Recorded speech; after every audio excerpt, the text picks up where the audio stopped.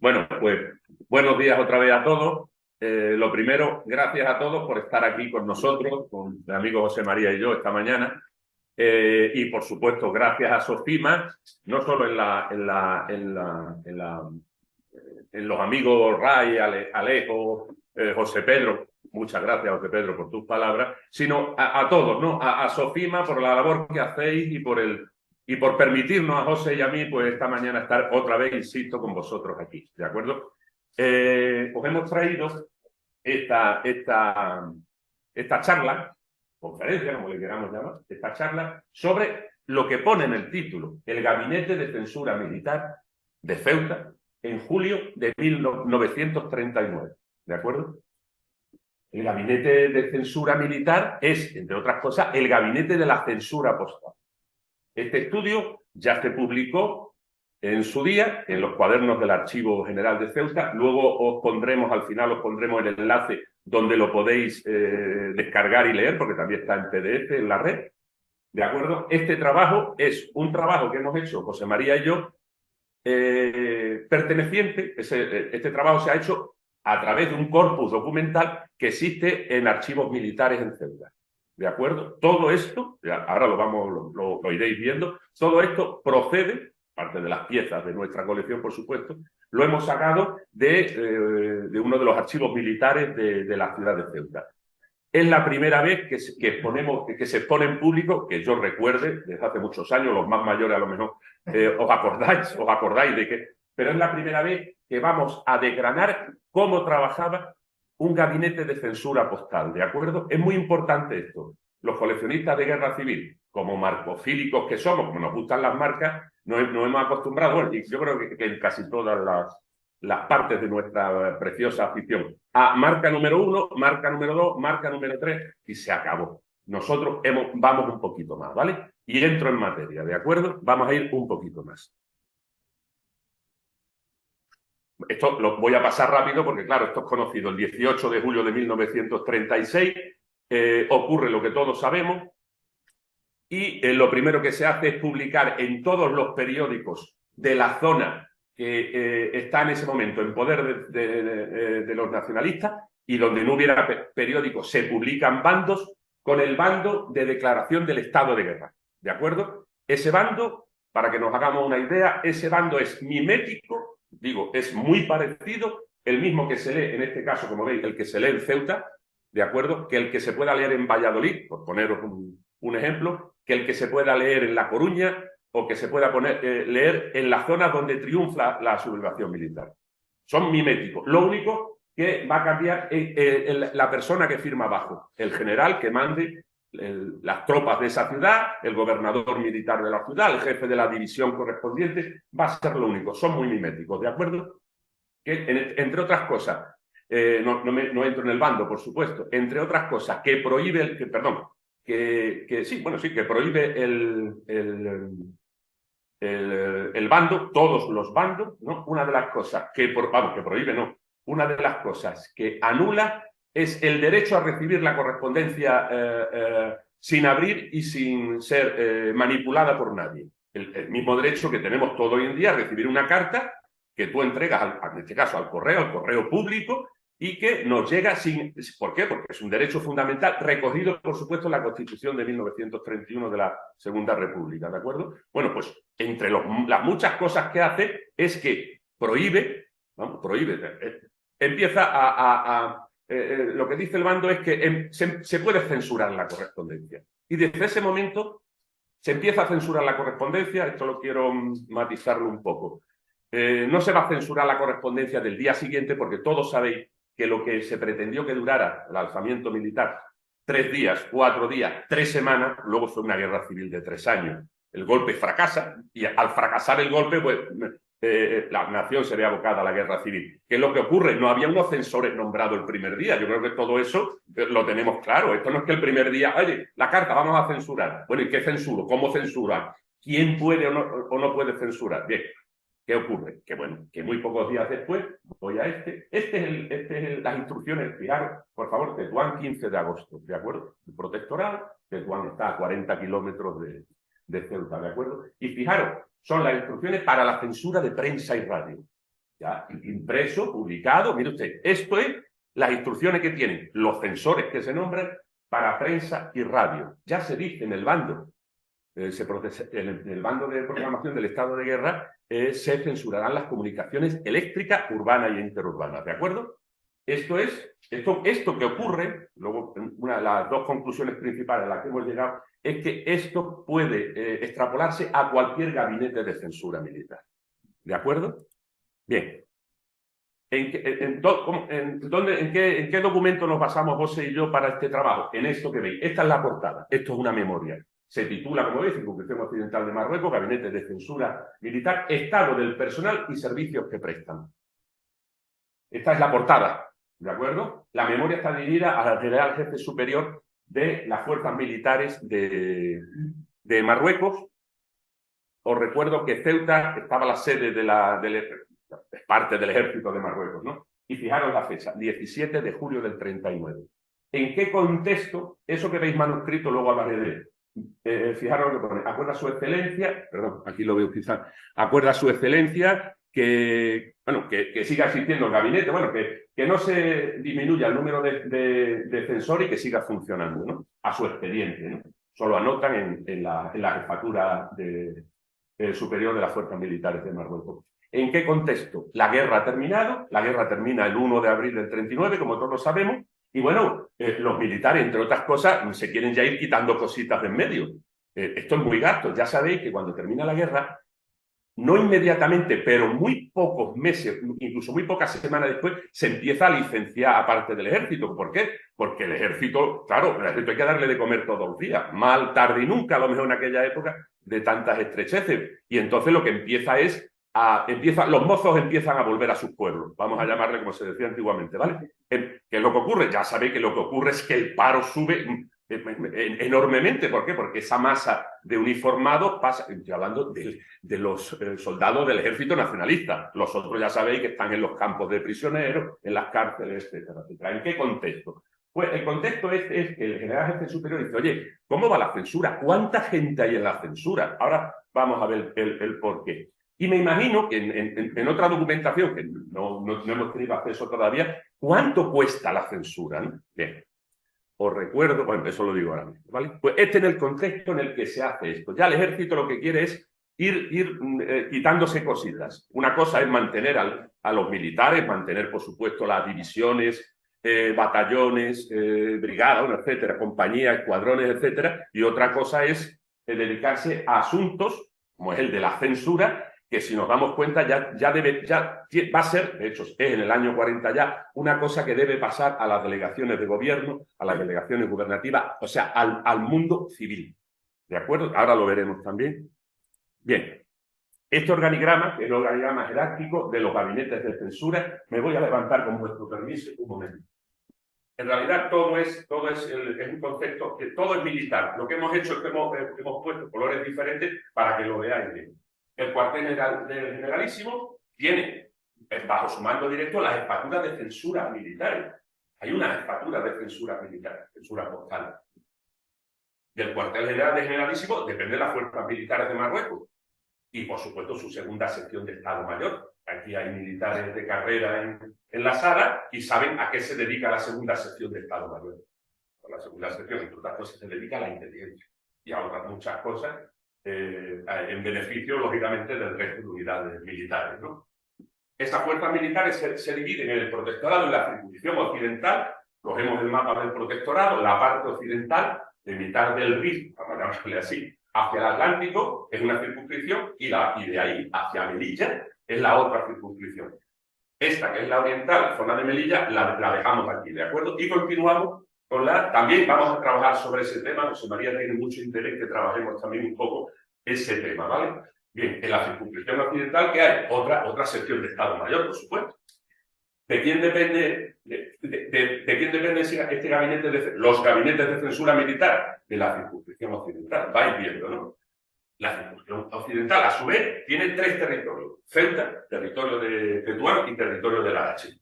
Y ahora fijáis en el color rojo anaranjado, y estos son los gabinetes de censura que se instalan en la circunscripción occidental. Leo: Ceuta, Tetuán, Sahagún, Larache, Arfila, Alcázar Quibir, como grandes ciudades del protectorado, y Zoco el Arba, mercado del miércoles, ¿no? Zoco el Arba en árabe es 4. Ellos no cuentan los días de semana con vosotros, y Zoco el Arba es el mercado del miércoles. ¿Por qué Zoco el Arba? Que incluso a muchos no sonará, porque ahí hubo un importantísimo campamento militar, una concentración de tropas muy elevada, que también necesitaba censurar la correspondencia, ¿de acuerdo? Fijaros, el organigrama, ya os digo, está hecho para que veáis, ¿no?, cómo funcionaba. Todo es militar. Ah, bueno, no os he hablado de los gabinetes de prensa y propaganda, en color verde oscuro, que es otro ramo de todo este entramado censor, ¿de acuerdo? Pero bueno, esa parte todavía no la hemos tocado. Bien, ¿qué es esto? Me voy a levantar otra vez, con su permiso, porque si no, ¿qué es esto? Esto está publicado, lo he dicho en el artículo que hicimos, yo, lo tenéis publicado, por lo cual lo he puesto no para que lo leáis, sino para que veáis hasta dónde llega esa memoria y el corpus documental que tenemos. Perdón, me está secando la boca con marcha portada. Os explico. Los censores. Al mando, un teniente coronel. Dos jefes, 2 comandantes, 6 capitanes, 6 tenientes, 2 suboficiales y 4, me parece que son 4 porque había 4 o 5 soldados, no lo veo bien. Había una plaza sin cubrir, etcétera, etcétera. Total, 23 personas. Este era el grupo humano de la censura postal militar en Ceuta. ¿De acuerdo? Como veis, todos son militares. Me voy a esta columna. Tipo de retiro. ¿Por qué pongo tipo de retiro? Pues hemos puesto tipo de retiro, porque todos estaban retirados. Hay creo que lo conocéis seguramente la mayoría de vosotros, hay una directriz en cuanto se alza el ejército, parte del ejército en armas, una directriz para que todos los militares retirados, por la razón que sea, se presenten inmediatamente al servicio. ¿Qué es lo que ocurre? Para que, fijaros, hemos puesto el motivo, tipo de retiro, edad, casi todos son edad. Los extraordinarios porque se retiran cuando la República o los retira el gobierno de la República. Son personas mayores, son personas de edad, son militares que por su edad no los pueden mandar al campo de batalla, sencillamente, ¿de acuerdo? Fijaros, por favor, oficiales y suboficiales y soldados, ¿eh?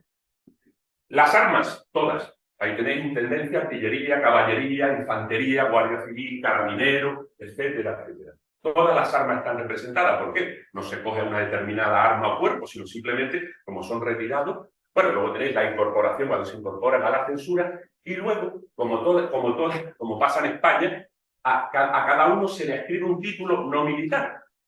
Don Manuel Rodríguez Bosch, teniente coronel del cuerpo de intendencia, se le nombra jefe de gabinete. Todos los demás jefes y oficiales son censores. Hay un suboficial que se encarga de la apertura y cierre. Ahora hablaremos de eso. Y, por supuesto, hay unos soldados que son de 2 categorías. Traductores para la correspondencia internacional y ordenanzas. ¿De acuerdo? Este cuadro no hace falta que, por supuesto, lo leéis cuando os descarguéis estos charcos aquí, en el archivo militar, el expediente, etcétera. Voy a enfocarme en los soldados. Fijaros que hay 2 traductores en el gabinete de Ceuta. Había 2 traductores. Nosotros creemos que estaban, ¿cómo se dice? Estaban bajo el control de uno de los oficiales. Por lo menos uno seguramente sabría 1 o 2 idiomas, ¿de acuerdo? Algunos tendrían. Y hay un traductor que traduce, el hombre era políglota, francés, inglés, portugués, italiano. Y hay otro traductor para la correspondencia postal y telegráfica en alemán. Todos los demás, ¿cómo se llama? Soldados se dedican, se les categoriza como ordenanza y se dedican al transporte, ahora explico el sistema, al transporte entre las distintas secciones de censura y digamos, la oficina de la censura. ¿Y por qué? Porque ahora lo vamos a ver, va a haber 3 clases de censura dentro del gabinete militar, del gabinete de censura. Postal, telegráfica y telefónica. Ahora lo vamos a ver, ¿de acuerdo?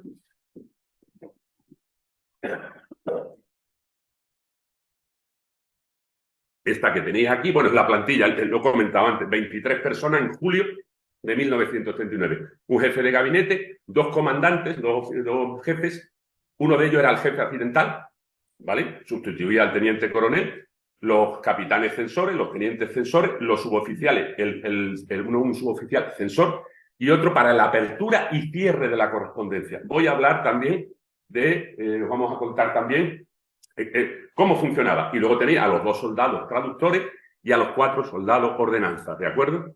Esto no me he dado cuenta y lo he dicho antes.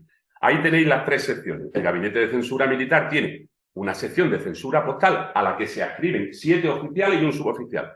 La sección de censura telegráfica, 3 oficiales, es menor, y hay 3 oficiales y un suboficial, y la sección de censura telefónica es un poco difícil de estudiar, lógicamente, la más difícil de estudiar, a la que se destinan 4 oficiales, ¿de acuerdo? Bien, bueno, lo que he puesto aquí son imágenes. Esta es la central telefónica de Ceuta de aquellos años, esta es la central telegráfica de aquellos años en Ceuta, y esto es lo que he puesto aquí, una cosa mía, lo que he puesto es pues una de las fajas de censura postal que se utilizó en la correspondencia en Ceuta. ¿De acuerdo? Veis las 3 secciones, ¿de acuerdo? Cómo a cada sección se envía o lo lleva un grupo en este caso, de oficiales y suboficiales, ¿de acuerdo? Bien, este cuadro que veis aquí es tampoco lo tenéis que estudiar, yo os lo cuento, es la correspondencia recibida en Ceuta, ¿de acuerdo? En los años que van del 36 al 39. Cartas, los certificados, los paquetes postales, los valores declarados y los telegramas. Pero claro, yo sé que habéis dado cuenta, aquí falta un montón. Impresos, periódicos, publicaciones por correo, envíos militares, giros postales, ¿os acordáis? Los que hemos mandado giros postales, que en los giros postales también se podía poner felicidades por tu cumpleaños, te mando 100 pesetas, ¿no? Eso también se censuraba todo en el correo. Bueno, nosotros hemos calculado que en esos 4 años, no son 4 años, ya sé que el 1936 lo debemos coger a partir del 18 de julio. Bueno, pues estos 3 años y medio, unos 4 millones de objetos postales los que pasan por el Gabinete de Censura Militar. Eso es un trabajo enorme. Vamos a verlo ahora, ¿no? Vamos a verlo ahora, ese gran trabajo que tiene la censura. Esto, no quiero que lo leáis, os voy a explicar y lo voy resumiendo. El Gabinete de Censura Postal Militar en Ceuta trabaja en horario de mañana y tarde. En el horario de mañana, todo esto, insisto, todo esto es parte del corpus documental y parte de la memoria que hemos estudiado. El promedio era de 200 por la mañana, de 200 cartas por censor. Por la mañana, en horario de mañana, a razón de 2 minutos por carta, ¿de acuerdo? O ahora os explico el mecanismo, etcétera. Por la tarde había un menor volumen, pero eran unas 150 cartas por censor. ¿Os acordáis de todo el listado de censores que hemos visto? En este caso, de los 7 oficiales y el suboficial adscritos a la censura, a la sección de censura postal. Fijaros el correo. Hay un suboficial, el que hemos visto antes, apertura y cierre de la correspondencia, que abría la correspondencia.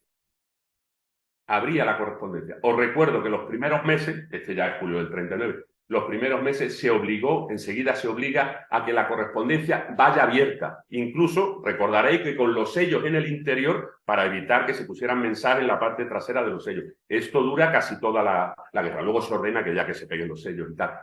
Con lo cual, olvidaros del tema de que el censor iba, abría la carta, sacaba la carta, la leía, la censuraba, no la censuraba, introducía de nuevo el mensaje de la carta, la cerraba y le ponía el sello. Hay una mecanización del trabajo, etc. Bien, ese oficial abre las cartas, ¿de acuerdo? En su presencia, fijaros, y bajo sus órdenes, el grupo de ordenanza, o sea, el grupo de soldados, procedía al pegado de los sellos. Os recuerdo que esos sellos estaban dentro de las cartas. Incluso cuando se mandaba una tarjeta postal, una sola, había que meter la tarjeta postal en un sobre con los sellos sueltos, ¿de acuerdo? Fijaros. Una vez que se realiza el franqueo de las cartas y tarjetas, se procede a la distribución, los mismos ordenanzas, siempre bajo la supervisión del suboficial, a los diferentes censores que estaban en la sala de censura, vamos a llamarla así, la oficina de censura, y empiezan ellos a censurar. Cuando esto les devuelven las cartas ya censuradas, los ordenanzas procedían al cierre. Quienes cierran son los soldados son los que van cerrando las cartas y estampan de forma manual la marca, o si no, lo cierran. Acordaros con esta faja de censura que hemos visto, ¿no? Esto no lo dice aquí. y proceden al cierre de toda la correspondencia. Ya está ese correo diligenciado. Marcan con la marca de censura militar, normalmente en Ceuta, en anverso y en el reverso de las cartas, ¿de acuerdo? Todo este correo ya está diligenciado. Todo ese correo se manda a un oficial que se destinaba por turno semanal y diariamente, un oficial que estaba destinado en la administración de correo. El ordenanza en una maleta valija, según ponen esto, uno de los ordenanzas llevaba el correo ya censurado, etcétera, para que llegara allí, lo entregaba al oficial y este oficial, siempre este oficial, lo entregaba a los funcionarios postales para que ya despacharan, diligenciaran ya la correspondencia, ya estaba censurada, ¿de acuerdo? Bien, el oficial que estaba allí destinado, aparte de esta función, lo que hacía allí en aquella época, para el que no lo sepa, yo creo que lo sabéis todos, no funcionan, las ventanillas de correo de hoy no es de 8 a 8 y en cualquier ventanilla haces de todo, no. Había una ventanilla así, para la venta de sellos. Eso lo he conocido yo y José María en la administración principal de Ceuta. Otra ventanilla para certificar la carta con los sellos que había. Otra ventanilla para telegramas. Así era, es que era así. Otra ventanilla para expedir paquetes postales o recogerlos. Pues entonces era así. Pero es que encima, si repasamos el horario de la oficina principal de correos de Ceuta, a lo mejor la correspondencia certificada era de lunes a sábado, se abrían un par de horas los domingos también, de lunes a sábado de 8 a 10. O sea, que si tú no ibas de 8 a 10 a certificar la carta, ya hasta el día siguiente no se podía certificar la carta. Habrían también por la tarde, en fin. Era un horario muy raro. Por eso dice, el oficial que estaba allí destinado censuraba él allí la correspondencia certificada, los envíos de periódico, inspeccionaba los paquetes postales, los envíos militares, los valores declarados, los giros postales, que eso se entregan ¿me entendéis? No se echan al buzón, son cosas que van bajo firma. Pues este hombre lo censuraba allí. Incluso, fijaros, lo he puesto abajo, era el responsable, él abría los buzones donde la gente depositaba la correspondencia, ¿de acuerdo? Donde la gente, como igual que llegas ahora a la administración y echas en el buzón, pues este hombre era el que procedía a abrir, ya no lo abrían los carteros ni ningún funcionario postal. Esa era otra de las funciones que tenían. Al mismo tiempo, era el encargado, y sigo insistiendo, este oficial, en recibir y entregar la correspondencia de las unidades militares. Vamos a hablar también de la correspondencia de unidades militares, tanto la oficial como la particular, tanto el correo entrante de las unidades militares como el correo saliente. El oficial intercambiaba, era el responsable de ordenar a los ordenanzas, lleva esto a la censura, a la oficina de censura, trame esto, etcétera, etcétera. Lógicamente, ¿no? Dice la memoria que la correspondencia en Ceuta se despachaba en el día. Y un trabajo bastante ingente desde mi punto de vista, ¿no? Pero que se despachaba en el día. Había mucho trabajo, pero que la correspondencia era... ¿Por qué? Porque es verdad, si no lo hacían así, lo que recibían era que se la acumulaba la correspondencia. Y ya habéis dado cuenta de que, sobre todo por los sellos de llegada, todavía se estampaban muchos sellos de llegada, que la correspondencia en 2 o 3 días estaba en su destino. Funcionaba así, funcionaba bastante bien para ser un país en estado de guerra, ¿no? ¿Qué es lo que censuraba? ¿O dónde los censores de ese gabinete ceutí ponían más énfasis? Pues fijaros, ponían el énfasis en el correo procedente de los campos de prisioneros y las cárceles de la zona, hablando de Ceuta y protectorado español en Marruecos, así como la correspondencia que se recibía de la ciudad internacional de Tánger, que os recuerdo que no es ocupada por España hasta el año 40. Precisamente al año, bueno, casi justo un año después de haber hecho esta memoria. Y la del protectorado francés, la zona sur, lo que se llama el Marruecos francés, ¿no? Claro, era muy especial. ¿Por qué? Porque, bueno, era el enemigo, ¿no? Vamos a llamarle así. Y se pone énfasis en ese tipo de censura, de esa correspondencia. ¿Y qué hacía el censor? Aquí, yo desde mi punto de vista, y me imagino que José María dice igual, aquí nos paramos un poco, ¿no? Porque fijaros, el censor se encuentra algo que esto hay que ponerlo en conocimiento de mis superiores. Que algunas menciones o frases eran sospechosas e incluso que podían ser delito o de índole delictiva, inmediatamente esa correspondencia se pasaba mediante un oficio, había lógicamente trámite, efectivamente, gracias. Había un trámite y se manda al negociado de estadística. El negociado de estadística es eufemísticamente la segunda sección de Estado Mayor, lógicamente. Ese era el negociado de estadística. Dicen, he leído por ahí que es una copia del sistema del fascio italiano, del sistema de italiano. En Italia los censores también enviaban la correspondencia sospechosa al negociado de estadística. Lo leí en su día, como anécdota os lo digo, ¿no? Bien, hay unas normas para censurar. Me vaya a perdonar, o nos vaya a perdonar, mejor dicho, tanto, pero yo no quiero que lo leáis, José Mari tampoco. Yo os lo cuento y ya lo leeréis si veis la charla con más detenimiento. Claro que hay unas normas, las tenéis ahí. Circunscripción Occidental de Marruecos, Estado Mayor, normas a que ha de sujetarse la censura de la correspondencia postal. Nosotros no estamos para nada de acuerdo en eso que hemos visto escrito. Aquí censuraba a todo el mundo, aquí nada. No. Esto es una cosa muy seria, ¿eh? Por lo menos me refiero a la censura de los gabinetes de censura. Una cosa muy seria, y ahí la tenéis. Os la he puesto, no todas, no os he puesto todas, por no ponernos el pedazo de documento que son más 2 folios, ¿vale? ¿De acuerdo? Pues ¿cuál? Pues cualquier dato de índole militar debía ser censurado, cualquier dato que fuera útil al enemigo. La referencia a fuerzas extranjeras en territorio que no hubiera estado ya liberado. Los comentarios sobre hechos bélicos desfavorables a los nacionalistas. Las referencias despectivas a autoridades del Estado, Fuerzas Armadas y organizaciones nacionalistas. El menosprecio, muy curioso, es uno de los puntos más importantes, a regiones, municipios, en el este pone hasta las aldeas. Evitar referencias regionalistas despectivas de unas regiones para otras y a países amigos o organizaciones que ayuden al movimiento nacional. Los juicios negativos sobre jefes de Estado y de gobierno extranjeros que no fueran Rusia, México y otros gobiernos que ayudaban a los republicanos, claro, eso por supuesto. De hecho, yo creo que casi todos habéis leído alguna de esto y no veas. Los mismos particulares parecían, no, porque es que los rusos, bueno, en fin, etcétera. Esto es la frase o lenguaje licencioso, los tonos violentos que estén fuera de lugar en lo que es la correspondencia, ¿no? Bien, las noticias, muy importante también, viene las noticias sobre falta de víveres, ropa, alimentación y cosas en la zona liberada. La de la otra zona que pasaban hambre, eso no había ningún problema. Y, por supuesto, cualquier comentario muy importante también sobre las sentencias, acordaron un montón de sentencias de muerte que a partir del 18 de julio salen, y después del 18 de julio, de los tribunales, o las sanciones que se ponen muchas sanciones. No me refiero a sentencias, por supuesto, sentencias de muerte, bueno, desgraciadamente.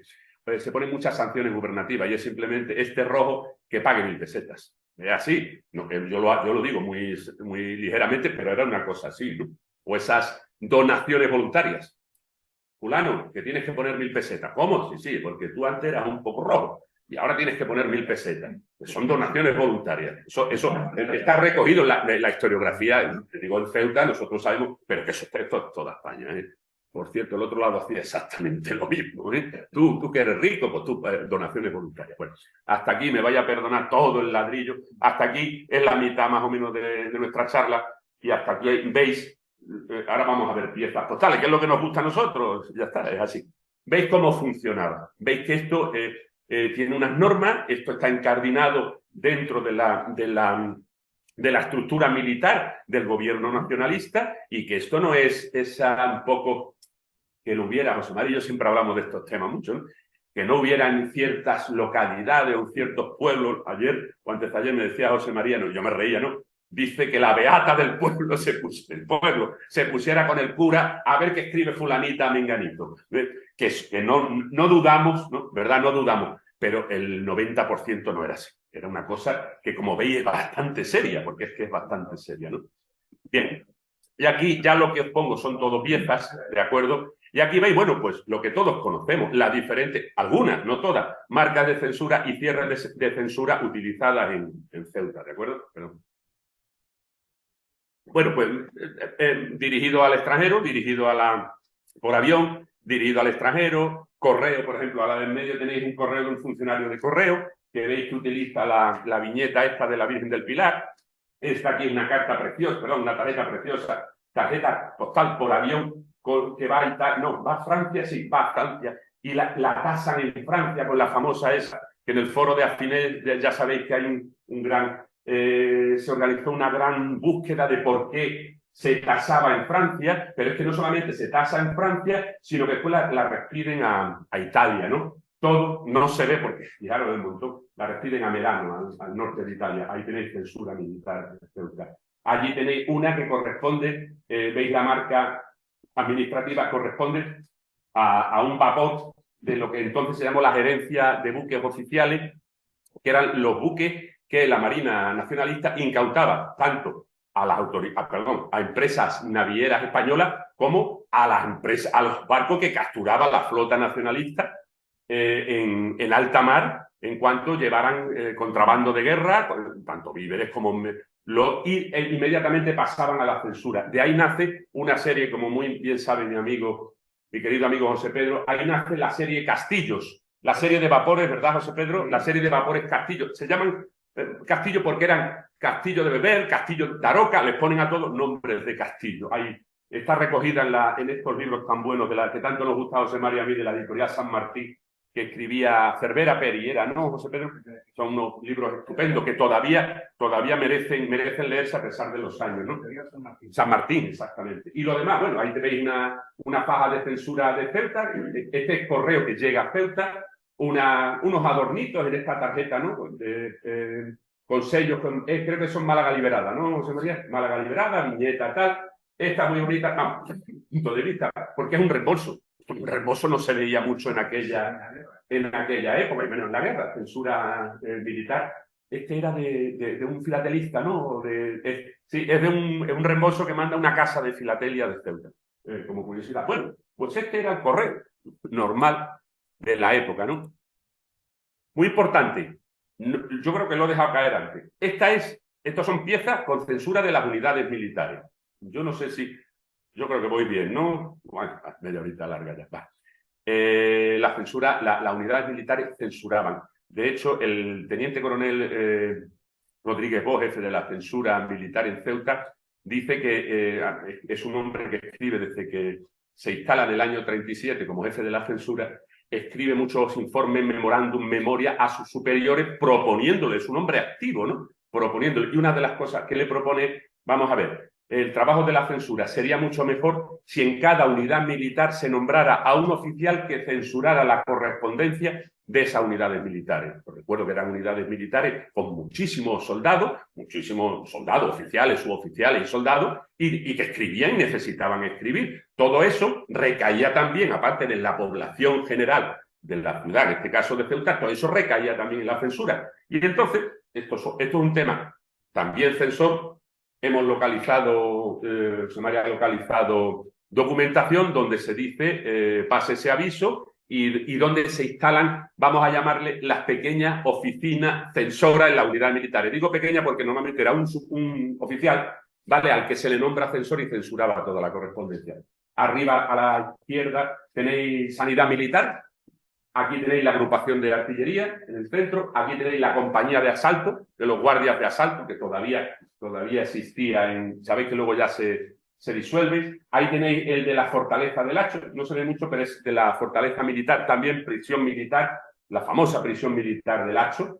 Aquí tenéis el batallón de guarnición número, no me acuerdo, la censura militar también. Y aquí tenéis pues la censura militar, en este caso del Servicio de Automovilismo de Marruecos, que tenía, lógicamente, delegaciones en Ceuta y también en el protectorado español en Marruecos, ¿no? Pues esto, como veis, es esa censura que se practica en las unidades militares. Esto desde mi punto de vista, yo creo también, aunque esté hablando en singular, yo creo que José Mari piensa igual, esto es otro campo, que es el de las censuras militares, pero no el campo solamente del coleccionismo de marcas, sino el campo yo creo que estamos de acuerdo, el campo de los oficiales a quienes se les nombra. Ayer lo estábamos hablando, se nombra al alférez don fulano de tal, al teniente don fulano de tal como oficial censor, por ejemplo, del Servicio de Automovilismo de Marruecos en Ceuta, o de la agrupación de artillería de la ciudad, etcétera. Esto es otro campo inmenso.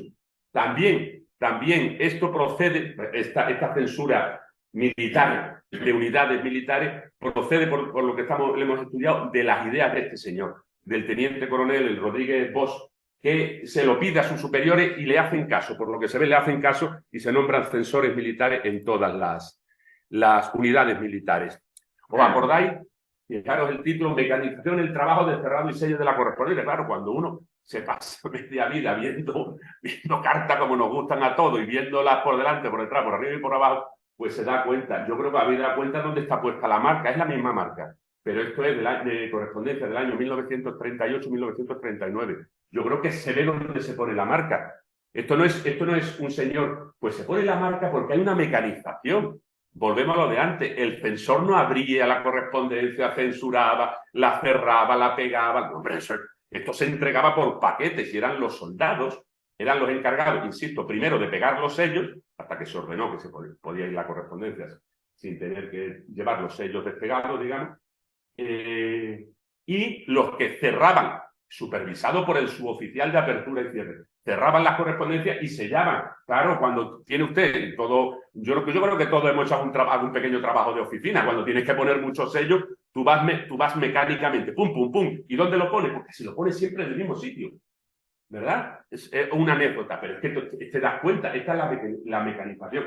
Insisto, algunas son de las piezas que habéis visto, otras son de otras piezas. Veis, por ejemplo, que bueno, que sí existe esa mecanización que a nosotros nos ha llamado mucho la atención. Me imagino que estudiando un grupo de cartas, yo no colecciono otras localidades, yo en concreto, ¿no? Pero mirando de Algeciras o de Cádiz o de Badajoz o de Sevilla, seguro que habrá una mecanización muy parecida a esta, porque insisto, ahora lo leemos en las dos conclusiones finales, para nosotros esto es sintomático, esto es paradigma, dijimos, ¿no? Hablando un día, esto que pasa en Ceuta, esto pasa en todos los gabinetes de censura que se crean en las zonas liberadas, en las capitales de provincia, o se van creando cuando los nacionalistas conquistan otras provincias, otras capitales de provincia, y en las ciudades principales españolas. Capitales de provincia, y luego recuerdo, muy importantes para la censura, Vigo, la censura en Vigo y la censura en Irún, ¿de acuerdo? Porque son salidas de la correspondencia hacia el extranjero.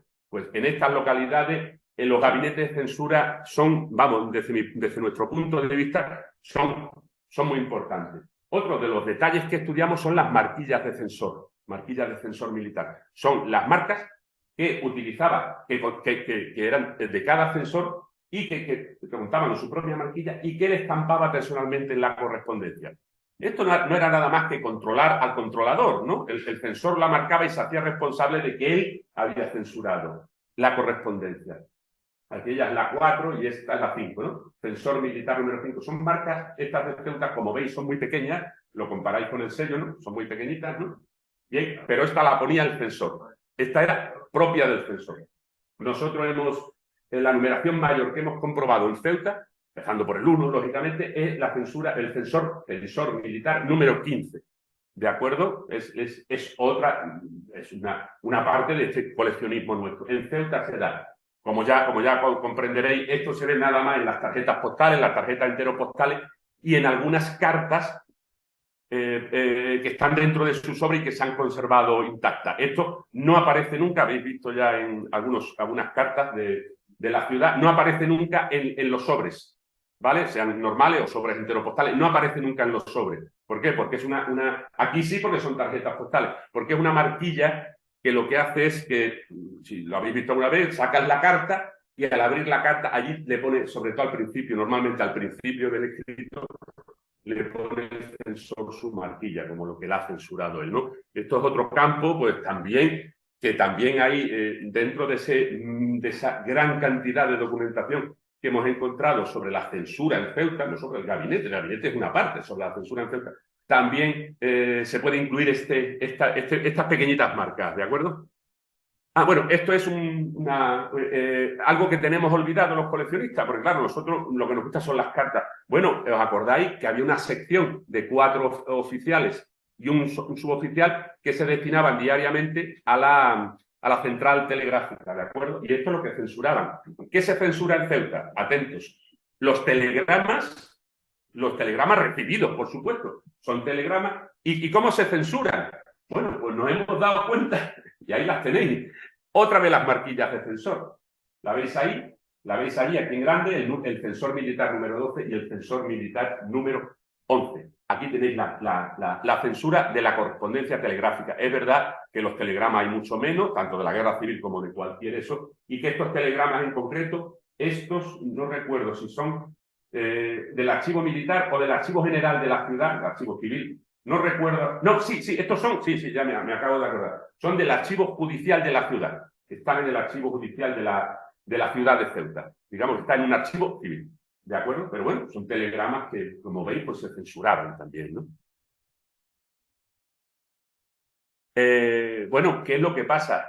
¿Os acordáis que cuando he empezado a hablar he dicho esta memoria a qué se debe? Eso de que los militares ya se quieren quitar un poco de encima el tema de la censura, porque ellos están licenciando a personal y lo que se quieren dedicar es pues, a su función militar, ¿no? Que luego veis la nota que os puse, que pone en la jefatura superior diciendo no, manténgase, que lo estáis haciendo muy bien, manténgase el equipo censor, etcétera.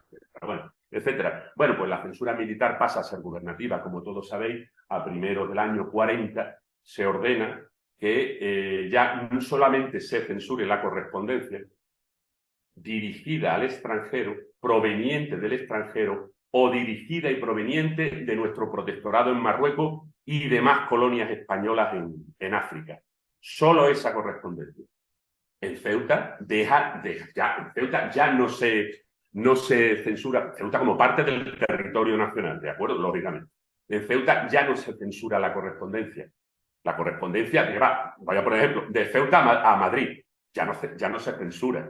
Pero sí se censura la correspondencia que va de Ceuta a Tetuán, que está a 40 kilómetros, porque es correspondencia, una dirigida al territorio nacional y la otra dirigida, en este caso, al protectorado. Si veis arriba, también de Casa Rubio, de una famosa casa famosa a nivel nacional de aquella época que estaba en Ceuta, fijaros que la marca de censura pone censura, no es mala estampación, es puesto anverso y reverso.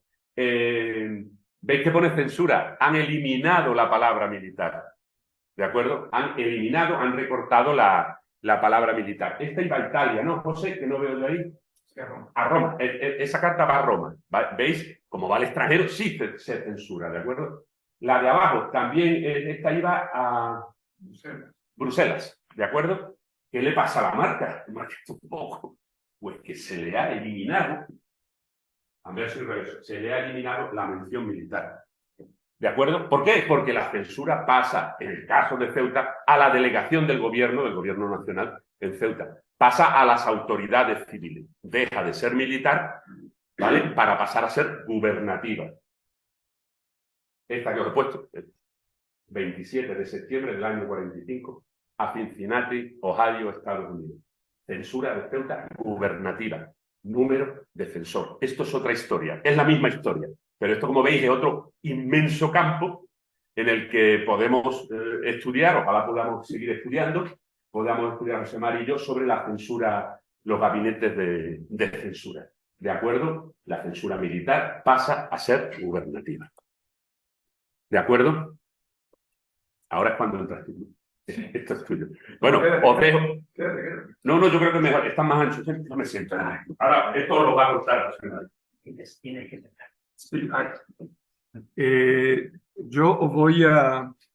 Realmente voy a hablar de esta diapositiva. Os pido disculpas si me veis que tengo la voz bajada, ¿no? Se puede ser bajada, como queréis. Como os ha comentado Eduardo, esto es un proyecto para nosotros de largo alcance. Quiere decir que gracias a el año prepandémico, el año anterior, hubo una directiva del Ministerio de Defensa por la que se abrían los fondos documentales custodiados en sus archivos hasta una determinada época. Y hemos tenido la gran suerte y sobre todo el gran apoyo del archivero del Archivo Intermedio Militar de Ceuta, donde se conservan, no todos, pero un buen corpus documental de lo que es la documentación que dejó Elena. Elena parece que es jerga ya que utilizamos. ENA es el Ejército Nacional, el Ejército del Norte de África, el Ejército Español del Norte de África. Y entre ellos pues, hemos tenido la inmensa suerte de contar con la documentación de la sección segunda de las fuerzas militares de Marruecos. Es decir, yo voy a hablar un poco de cómo se ha ido gestando esto porque no tenemos, Eduardo ha comentado que hay ciertos datos que no hemos podido conseguir porque no están, o al menos no han sido localizados de momento. Si os dais cuenta, bueno, no os dais cuenta porque los documentos los hemos visto nosotros. Esos documentos son los que produce la segunda sección. La segunda sección, de manera muy inteligente, Eduardo dice que se dedica a la inteligencia. Bien, la inteligencia ahora pues, está muy bien dicha, muy bien traída, pero en aquella época la principal era la represión del espionaje, la represión de cualquier, que es más o menos lo que se dedica ahora, pero de una manera más. Entonces, tenemos los memorándum que son oficiales, los originales, que este buen señor, el teniente coronel Manuel Rodríguez Bosch, le enviaba a sus jefes jerárquicos superiores. No, al más superior de todos en el territorio, pero su jefe jerárquico era el general de la circunscripción y el jefe jerárquico del general de la circunscripción era el general en jefe del ejército. Esto es una ida y venida, digamos, en el ascensor jerárquico de la institución. Bien. Una vez salido esto, queda mucho trabajo por hacer. La verdad es que hay mucho trabajo hecho. Y hemos traído esto porque, bueno, para poner un poco en conocimiento de lo que estamos haciendo y de lo que da de sí este archivo. Este ejercicio censor no es un ejercicio censor que de la noche a la mañana el ejército decida llevar a cabo. Hay un antes, y ese antes, si bien está enfocado para los ejércitos en campaña y para los integrantes del ejército, es un reglamento del Servicio de Correo de Campaña que se aprueba en diciembre del año 1927, está publicado en el diario de la Guerra, así como se llamaba en aquella época, y que provisionalmente lo aprueba Su Majestad el Rey Alfonso. Posteriormente tenemos noticias a través de la prensa especializada, por ejemplo, La Voz de Correo, que en agosto de 1929 pone una breve reseña. Dice: recientemente ha sido aprobado el reglamento de campaña, el reglamento de correo de campaña del ejército. Es decir, que de alguna manera el ejército contaba con unas instrucciones muy embrionarias, también hay que decirlo, ahora explicaré someramente, en la que ya se reconoce, por ejemplo, esto que ha hablado Eduardo, de la censura. Se van a establecer una serie un gabinete, ellos lo llaman de otra manera, son secciones de censura, en la que ya, o los gabinetes, en la que ya se observan las dos secciones que se van a dar al inicio de la guerra. La sección de control censor, de comunicación periódica, publicaciones, libros, etcétera, etcétera, de los periódicos, y una segunda sección que es la de control de la correspondencia. Entendamos, todo esto está orientado, en un principio, a través del reglamento, está orientado a los ejércitos en campaña. Es decir, soldado y cualquier persona que por mor de la circunstancia pues se encuentre desplegado en un frente de batalla porque ha habido una invasión o porque el ejército español ha tenido que salir fuera de sus fronteras a defender X. También contempla el desarrollo de la estructura del correo. Una vez que se despliega el ejército, os lo digo porque como sé que mucho habéis tratado este tema, más o menos tenéis conocimiento militar de cómo se despliegan los ejércitos en la guerra civil, porque establecen, hay un gran ejército, que es el ejército que tiene un cuartel general, que es el cuartel general en Hamburgo, y el jefe es el general Franco. Después hay otros cuarteles generales de ejército. El ejército se va desplegando y es como un gran sistema de capilaridad. Es decir, hay cuerpos de ejército. Os estoy hablando ya a partir del año 38, porque mientras que hay una gran modificación de la estructura orgánica.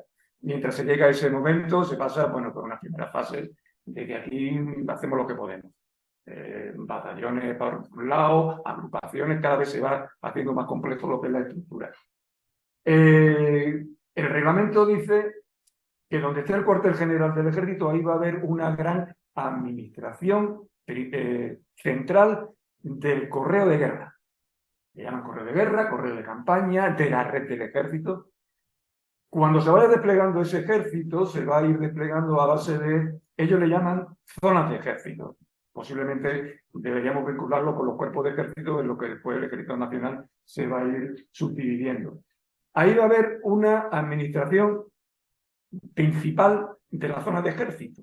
Esa administración principal se va a establecer en lo que ellos llaman, el ejército lo llaman las grandes estaciones distribuidoras. Y eso ya va empezando a sonarnos con el correo de campaña nacionalista. Cuando en febrero o marzo del 38, quiero recordar, ya se establecen las administraciones distribuidoras de correo, del correo de campaña, las estafetas colectoras, las estafetas de campaña que aparecen en Vanguardia, etc. El siguiente escalón, ya en ese desarrollo de despliegue, ya alcanza a las grandes divisiones o a las divisiones. Entonces este reglamento establece que, mire, cada vez que se establezca una división, sea posible, se le dé un terreno para controlar, ahí se va a establecer lo que ellos llaman las estaciones distribuidoras.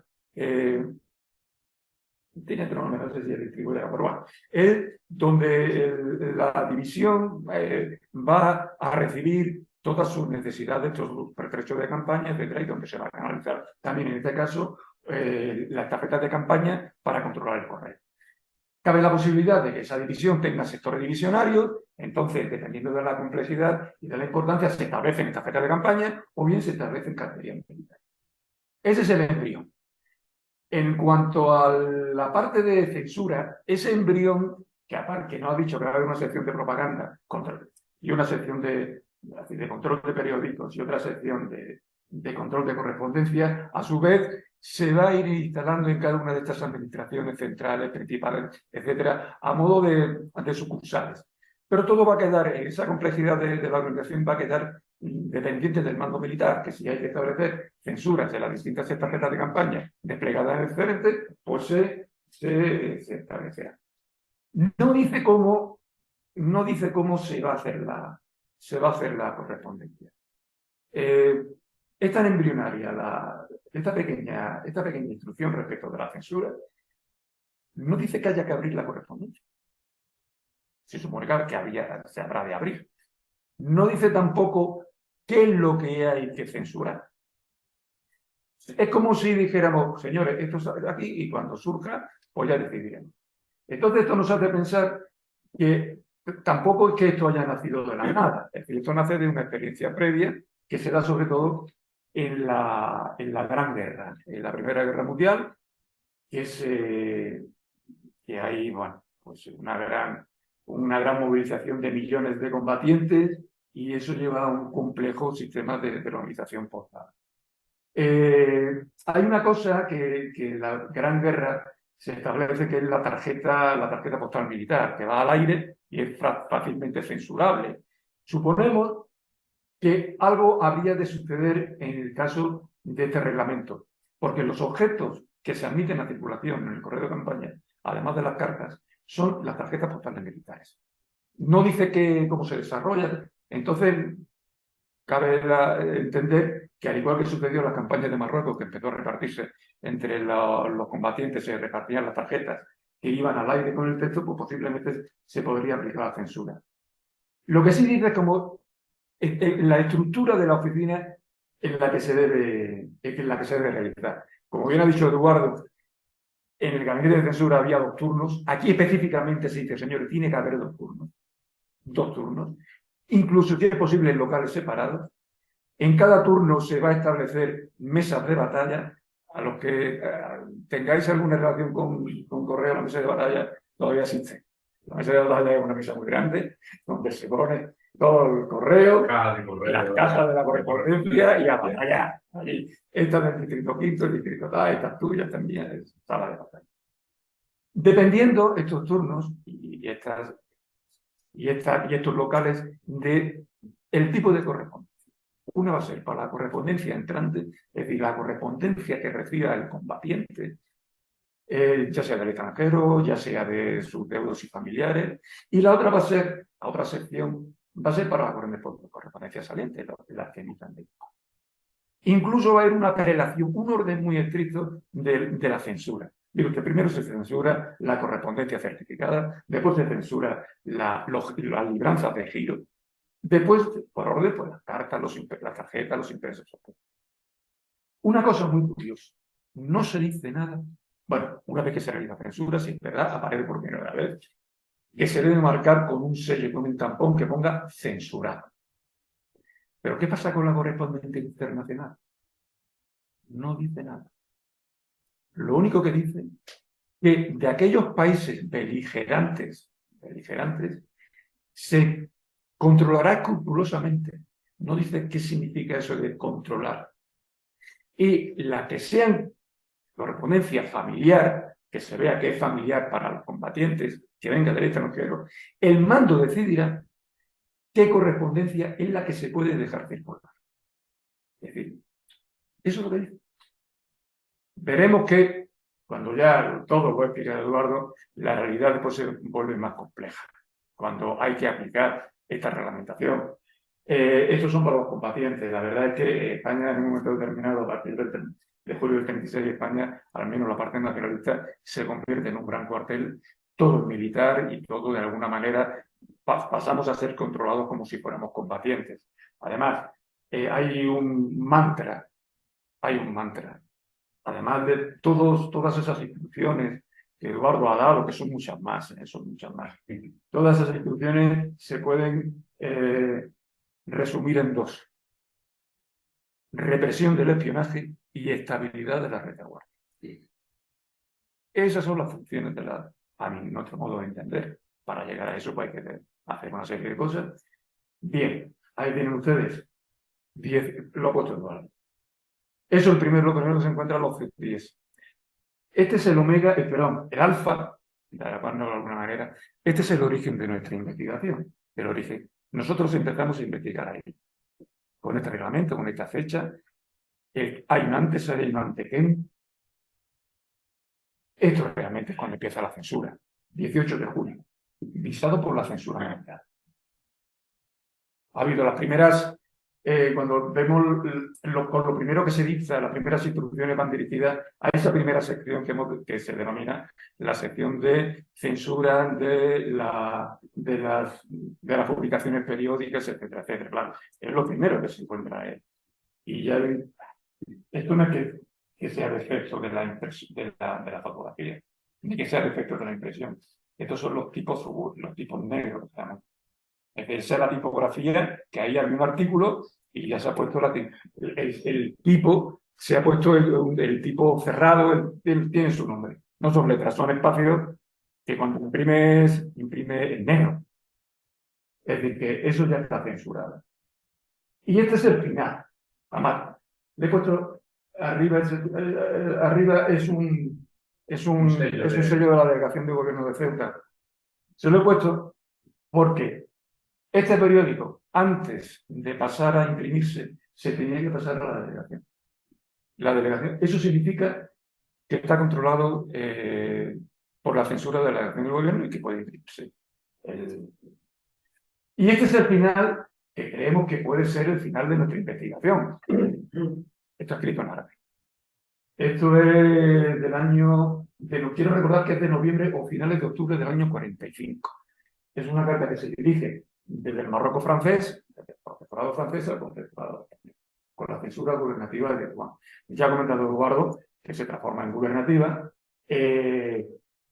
y llega, siempre hemos creído, que nos ha dicho, oye, no, el fuero de los españoles que se promulga el 18 de julio del 45 ya consagra un derecho fundamental como es la inviolabilidad de la correspondencia. Vale. Hay mucha correspondencia que sigue siendo violada. Yo ya en el 46 ya no he visto tanta, por no decir que apenas no he visto ninguna. Pero no hemos visto, pero bueno, sigue violando. No obstante, desaparece este tipo de censura, pero aparece ya lo que es el servicio de cafetera. Eso no sé si sabéis vosotros que en todas las delegaciones, en todas las comisarías hay una cafetera siempre puesta, porque si es a través del vapor, ahí que abrir la carta se abre. Se ha estado haciendo hasta cuando ya termina. De hecho, hay quejas de usuarios que habrán dado la carta y que parece como si estuviera abierta. Y entonces ha habido una reconvención de las autoridades que le han dicho a la comisaría, en este caso una comisaría, Oye, que si no sabéis hacer café, os mando a alguien que os enseñe. Quiero decir, No sabe ya que ni no la sabe- carta. no sabe ni la Con el carta. vapor. Bueno, la- Y entonces es muy importante ya, porque todo esto realmente el ejercicio censor se hace en el protectorado. Daos cuenta que termina la guerra y, como ha comentado Eduardo, se ocupa Tetuán en junio del 40. Perdón, previamente, 24 horas antes, porque el que dio la orden no hace puntada sin hilo, no hizo puntada sin hilo, previamente las tropas nazis habían entrado en París.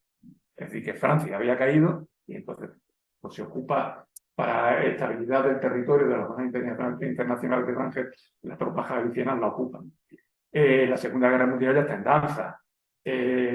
Se han traído 2 cuerpos de ejército de la península, aunque es verdad que hay una gran retirada de tropas y licenciamiento de tropas, pero lo cierto es que el protectorado se guarnece, aparte de sus guarniciones propias, se guarnece fuertemente, mandan 2 cuerpos de ejército con 3 divisiones muy bien armadas para reforzar todo el perímetro. Los americanos desembarcan en Casablanca, los españoles creemos que nos van a invadir, es decir, eso es historia de la época. Con eso quiero decir que hay mucha correspondencia, se genera mucha correspondencia a principios de los 40. Se calcula que hay en torno a un ejército de 150.000 hombres que están todo el día escribiendo. No tienen otra cosa que hacer, porque gracias a Dios no nos invadieron, están allí perdiendo la mano de Dios en los cerros del rito contra están escribiendo a sus novias. Y solamente una breve pincelada. El protagonista que nos ha traído ha sido el gabinete de la censura militar de César. El protagonista ya en los años 40 va a ser el gabinete de la censura gubernativa. Bueno, ya no es gubernativa, sigue siendo militar al principio, después está de Tetuán. En la época que nos trae, el julio del 39, solamente una pequeña anotación a lo que ha puesto Eduardo. Os habéis fijado que los soldados censores, ninguno es de árabe. Ninguno es de árabe. Porque ese servicio lo prestaban los propios traductores de la Delegación de Asuntos Indígenas, dependiente del Alta Comisaria. Sobre esto hay mucho que hablar, hay mucho que hablar y otra faceta muy profunda de la censura de lo que es la correspondencia del control del continente marroquí. Es muy interesante. Y el jefe, ya como curiosidad, era militar. El jefe de Tetuán era militar. Capellán castrense del cuerpo eclesiástico. Don Marciano García Ayer. Y todos los censores, ninguno era militar. Es el único caso que hemos visto, que en Tetuán eran todos empleados civiles de las distintas dependencias de la administración salesiana. Y con eso es lo que pretendemos, más pronto que tarde, ofreceros, si tenéis a bien invitarnos, ofreceros a seguir hablando de esto. Termino que nos queda una diapositiva y terminamos, ¿de acuerdo? Bueno, las conclusiones, brevemente, las 2 principales. Estos son los primeros resultados publicados de una investigación extensísima, ya lo ha comentado José Mari, y muy profunda sobre la censura postal en lo que nosotros llamamos el norte del África española, Ceuta, Melilla como parte integrante del territorio nacional, pero también del protectorado español en Marruecos, que para nosotros, como sabéis, es una cosa muy cercana, tanto geográficamente como incluso en el tiempo, porque no hemos dedicado muchos años a su estudio. La segunda conclusión, que quizás sea la principal, es que, insistimos, creemos que estos datos del Gabinete de Censura Militar de Ceuta son extrapolables perfectamente, salvando las distancias, a los diferentes gabinetes de censura militar. Esto es otro camino, el intentar ver cómo eran esos otros tantos gabinetes de censura, pero también nos falta tiempo, ¿no? ¿Verdad, José María? También es otro camino para intentar, ojalá encontremos documentación de otro gabinete que podamos comparar. Bien, lo que tenéis debajo es cuando publicamos en los cuadernos una excelente publicación del Archivo General de Ceuta, los cuadernos del Archivo General de Ceuta, cuando esto lo presentamos, digamos, al mundo de la historiografía, no filatélica, al mundo de la historiografía en el más amplio sentido de la palabra. Es un cuaderno de estudios históricos y allí publicamos esto. Aquí os lo dejo, lo dejamos. Este es el enlace que es a la web de la Agrupación Filatélica Electrónica, donde os lo podéis descargar en PDF, ¿de acuerdo? Es imposible en esta hora que llevamos hablando, ese artículo hemos intentado que quepa en esta diapositiva. Yo os animo a que lo leáis porque lo vais a pasar desde nuestro punto de vista muy bien. Y muchas gracias. Muchas gracias a todos por estar. Gracias.